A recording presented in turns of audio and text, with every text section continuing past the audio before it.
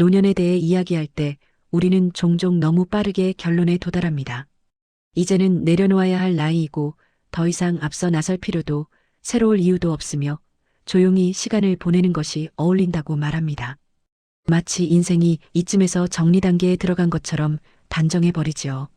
그러나 정말 삶은 그렇게 단순하게 접히는 걸까요? 시간이 흐를수록 인생은 점점 줄어들기만 하는 걸까요? 조금만 천천히 들여다보면 노년은 무언가를 잃어가는 시간이라기보다 다른 것이 드러나는 시기에 가깝다는 생각이 듭니다. 젊을 때는 분명 가지고 있었지만 바쁘게 살다 보니 제대로 쓰지 못했던 감각들, 속도에 밀려 묻혀 있던 태도들이 비로소 모습을 드러내기 시작합니다.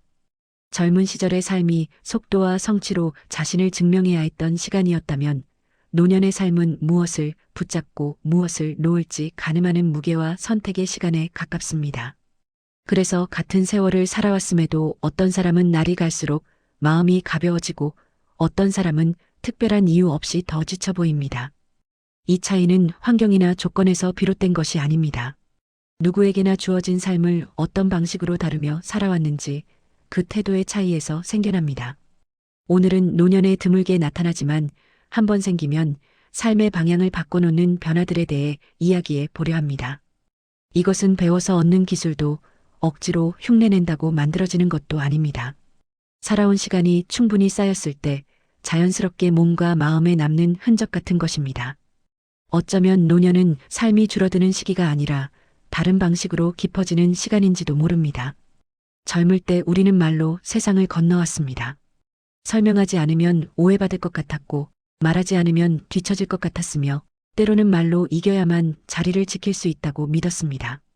그래서 우리는 필요 이상으로 말했고 이미 충분한 이야기 위에 또 다른 설명을 덧붙이며 스스로를 증명하려 애썼습니다. 그 시절의 말은 늘 분주했습니다.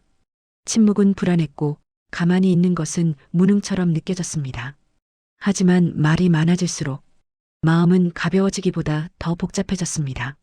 설명은 상황을 정리하기보다 오히려 더 많은 말을 요구했고 하루가 끝나면 이해받았다는 안도보다 괜히 더 말한 것 같다는 피로가 남았습니다. 그러다 어느 순간부터 전혀 다른 사람들의 태도가 눈에 들어옵니다. 말수가 적은데도 존재감이 분명하고 조용한데도 가볍지 않은 사람들입니다. 앞서 나서지 않고 자기 이야기를 길게 늘어놓지도 않지만 그 자리에 오래 남는 사람들입니다. 노년에 편안해 보이는 사람들의 공통점은 말을 하지 않는 데 있지 않습니다. 말을 가볍게 쓰지 않는 데 있습니다. 모든 상황에 반응하지 않고 모든 말에 답하지 않으며 굳이 해명하지 않아도 되는 일 앞에서는 침묵을 선택합니다. 이 침묵은 회피가 아니라 판단입니다. 말해야 할 순간과 말하지 않아야 할 순간을 경험으로 구분해낸 결과입니다. 그래서 정말 중요한 장면에서 그들의 말은 더욱 또렷해집니다. 짧지만 비어있지 않고 부드럽지만 중심이 분명합니다. 상대를 설득하려 애쓰지 않고 자신을 드러내려 하지도 않습니다. 그 말은 상황의 한가운데에 놓여 자연스럽게 의미를 가집니다. 그래서 그들의 말은 사람을 움직이기보다 사람에게 남습니다. 곧바로 이해되지 않아도 시간이 지난 뒤 문득 떠오르며 늦게 의미를 드러냅니다. 젊을 때의 말이 자신을 증명하기 위한 도구였다면 노년의 말은 그 사람이 어떤 시간을 살아왔는지를 조용히 보여주는 흔적에 가깝습니다. 말로 앞서려 하지 않고 말로 관계를 이기려 하지 않습니다. 남겨야 할 말만 남기고 사라져도 되는 말은 스스로 흘려보냅니다. 이 능력은 지식이 많다고 생기지 않고 연습으로 익힐 수도 없습니다. 말로 인해 후회해 본 사람, 침묵했어야 할 순간을 뒤늦게 떠올려 본 사람에게만 천천히 생깁니다. 그래서 노년의 말이 줄어든다는 것은 표현력이 사라졌다는 뜻이 아닙니다. 이제야 비로소 말의 무게를 감당할 수 있게 되었다는 뜻입니다. 쓸 말과 남길 말을 구분할 수 있게 되었다는 뜻입니다. 말을 줄이는 것은 선택이지만 말을 남기는 것은 능력입니다. 그리고 그 능력은 오래 살아본 사람에게만 조용히 허락됩니다. 젊은 시절 우리는 참는 법을 먼저 배웁니다. 감정을 드러내면 관계가 틀어질까 걱정하고 불합리함을 말하면 손해를 볼까 염려합니다. 그래서 마음속에서 올라오는 말을 눌러 담고 표정은 아무 일 없다는 듯 유지하며 하루를 넘깁니다. 그때의 참음은 사회를 살아가기 위한 기술이었고 때로는 필요한 선택이기도 했습니다. 하지만 그 선택이 오래 이어지면 마음은 다른 방식으로 반응하기 시작합니다. 참음은 문제를 밖으로 드러내지 않을 뿐 안에서 멈추게 하지는 않습니다. 상황은 지나갔는데 마음은 그 자리에 남아 계속 돌아봅니다. 왜 그런 말을 들었는지, 왜 그때 그렇게 행동했는지, 다음에는 어떻게 해야 하는지 생각이 꼬리를 뭅니다. 참는 동안 감정은 사라지지 않고 축적됩니다. 그래서 겉으로는 조용해 보여도 내면은 쉬지 못합니다. 하루를 잘 견뎠다는 느낌보다 또 하나를 삼켰다는 피로가 남습니다. 노년에 편안해 보이는 사람들을 보면 이 지점에서 다른 선택을 합니다. 이들은 더 이상 참으려 하지 않습니다. 대신 상황을 넘깁니다. 참음과 넘김은 비슷해 보이지만 방향이 다릅니다. 참음은 마음을 그 장면에 묶어두는 일이고 넘김은 마음을 그 장면에서 떼어내는 일입니다. 참는 사람은 그 일을 계속 떠올리지만 넘기는 사람은 그 장면을 거기서 끝냅니다. 잊어서가 아니라 더 이상 시간을 쓰지 않겠다고 정하기 때문입니다. 상황을 넘기는 선택에는 요령이 있습니다. 먼저 일어난 일을 바꾸려 들지 않습니다. 이해하려 애쓰지도 않습니다. 그저 여기까지라고 선을 긋습니다. 이 선은 무관심이 아니라 판단에서 나옵니다. 무엇이 나의 에너지를 소모하는지, 어디까지가 내 몫인지 경험으로 알게 되었기 때문입니다. 그래서 넘기는 사람은 말이 적어도 중심이 흐려지지 않습니다. 대응하지 않는 대신 스스로의 자리를 지킵니다. 이 태도가 자리 잡으면 삶의 소음이 줄어듭니다. 모든 말이 크게 들리지 않고 모든 표정이 의미로 읽히지 않습니다. 가까이 둘 것과 멀리 둘 것을 구분할 수 있기 때문입니다. 넘길 수 있는 일은 넘기고 붙잡아야 할 일에만 마음을 씁니다. 그러자 하루의 결이 달라집니다. 사건의 수는 같아도 소모되는 감정의 양이 줄어듭니다. 노년에 생기는 지혜는 문제를 해결하는 능력이 아닙니다. 문제로 키우지 않는 능력에 가깝습니다. 모든 오해를 바로잡을 필요도 모든 무례에 반응할 의무도 없다는 사실을 몸으로 압니다. 이 깨달음은 이론으로 오지 않습니다. 수없이 참아보고 그 결과를 겪어본 뒤에야 생깁니다. 그래서 노년에 편안해지는 사람들은 세상이 좋아져서가 아니라 세상과의 거리를 스스로 조절할 줄 알게 되어 편안해집니다. 참음으로 자신을 소모하지 않고 넘김으로 중심을 지킵니다. 상황을 넘길 줄 안다는 것은 포기가 아니라 선택입니다. 삶의 중심을 바깥에 두지 않겠다는 선택입니다.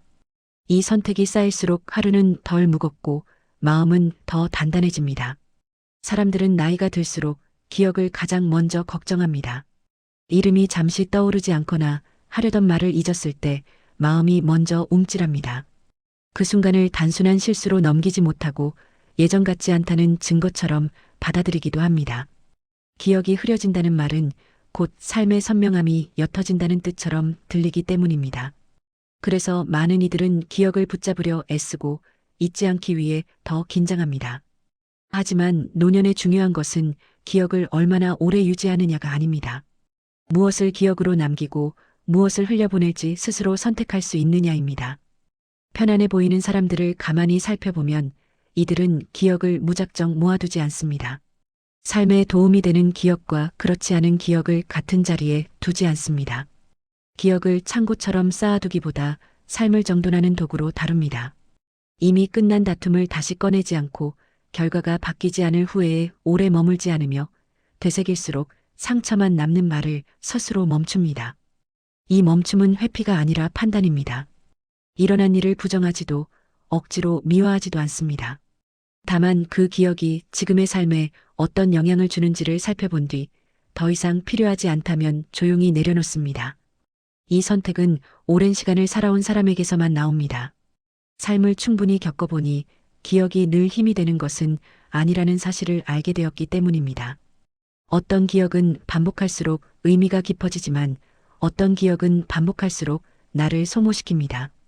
붙잡고 있을수록 마음을 무겁게 만드는 기억이 있다는 것을 깨닫는 순간 망각은 결핍이 아니라 능력이 됩니다.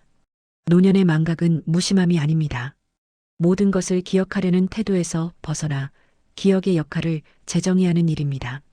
젊을 때는 많은 기억이 추진력이 되지만 시간이 흐르면 그중 일부는 발목을 잡습니다.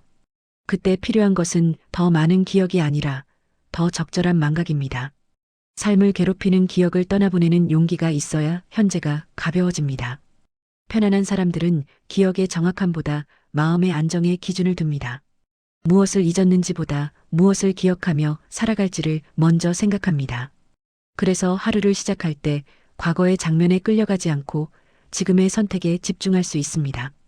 이 집중은 삶의 속도를 늦추지 않으면서도 불필요한 긴장을 덜어줍니다. 결국 노년에 필요한 것은 모든 것을 선명하게 붙잡는 힘이 아니라 삶을 흐리지 않는 선별의 감각입니다. 잊어도 괜찮다는 확신, 놓아도 삶이 흔들리지 않는다는 믿음이 자리 잡을 때 기억은 더 이상 불안의 원인이 되지 않습니다. 그렇게 망각을 선택할 수 있을 때 노년의 시간은 비어 보이지 않고 오히려 정돈되어 보입니다. 삶은 줄어들지 않고 불필요한 것만 덜어낸 채 한층 또렷해집니다. 혼자 있는 시간은 누구에게나 찾아옵니다. 약속이 없는 오후, 집안에 소리 하나 없는 저녁, 하루가 조용히 접히는 순간들입니다. 사람들은 흔히 이런 시간을 외로움이라고 부르지만 정작 우리를 힘들게 하는 것은 혼자라는 사실 자체가 아닙니다. 혼자인 자신을 어떻게 대하느냐가 그 시간을 전혀 다른 성격으로 바꿉니다. 혼자 있는 것과 혼자서 괜찮은 것은 분명히 다릅니다. 혼자는 상황이지만 괜찮음은 태도입니다. 주변에 사람이 많아도 스스로를 몰아세우면 마음은 쉽게 지치고 반대로 혼자 있어도 자신을 편안히 두면 그 시간은 고요해집니다. 노년에 힘들어지는 순간은 사람의 부재에서 오기보다 조용해진 시간 속에서 자기 자신을 견디지 못할 때 찾아옵니다. 혼자 있는 시간이 길어질수록 마음속에서는 질문이 생깁니다. 지금 이대로 괜찮은지, 무엇을 더 해야 하는지, 이렇게 시간을 보내도 되는지 스스로를 점검하게 됩니다. 이 질문이 잦아지면 혼자인 시간은 쉼이 아니라 부담이 됩니다. 아무 일도 일어나지 않는 시간이 곧 무의미한 시간처럼 느껴지기 때문입니다. 그렇게 고독은 외로움보다 자기 검열의 형태로 다가옵니다. 편안해 보이는 사람들은 이 지점에서 다른 선택을 합니다. 혼자 있는 시간을 문제 삼지 않습니다.